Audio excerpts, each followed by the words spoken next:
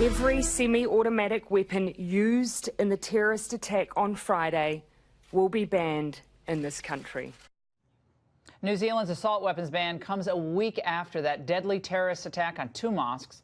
Democrats immediately praised the response and pushed for similar action here in the United States. Bernie Sanders tweeted, "This is what real action to stop gun violence looks like. We must follow New Zealand's lead."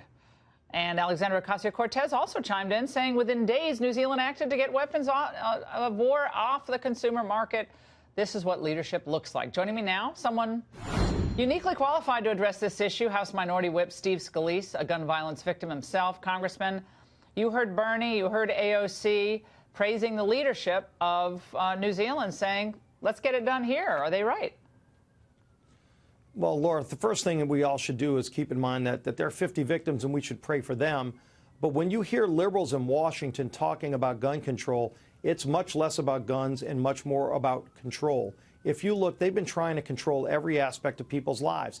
Just a few weeks ago, they passed a bill to take away First Amendment rights. Everybody from the ACLU to National Right to Life said they were infringing on the First Amendment rights. Then a few weeks before that, they passed a bill to take away some more of your Second Amendment rights. The law, and we're talking about law-abiding citizens here. We're not talking about people that are out committing these crimes, already violating laws that are on the books. Enforce the laws that are out there, but don't infringe upon the rights of law-abiding citizens. Well, and unfortunately, that's what Democrats want to do in Washington. Yeah, I mean, and we have a Second Amendment in this country. Yeah, well, and it's obviously they're very different countries. We've had our share of terrible gun violence, obviously, that is reprehensible and horrific. So they point to high-capacity magazines. You got to get those off the street.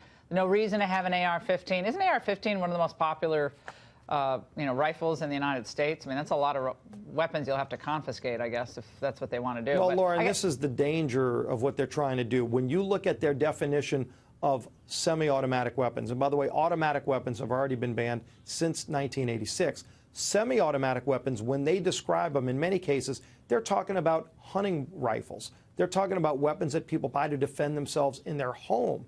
These aren't the weapons, in many cases, that are being used in some of these violent crimes. Well, no. And so we have a Second Amendment for a reason, and that's so people can defend themselves against criminals. Yeah. I want to play something that happened with Ali Velshi, I think over there at MSNBC, and Dana Milbank. Let's watch.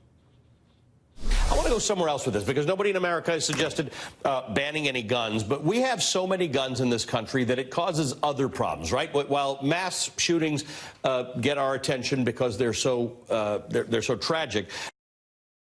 We live in a different system. We have constitutional obstacles. But it is outrageous that all we hear, it's become this cliche, thoughts and prayers. It's not doing anything to stop this from happening.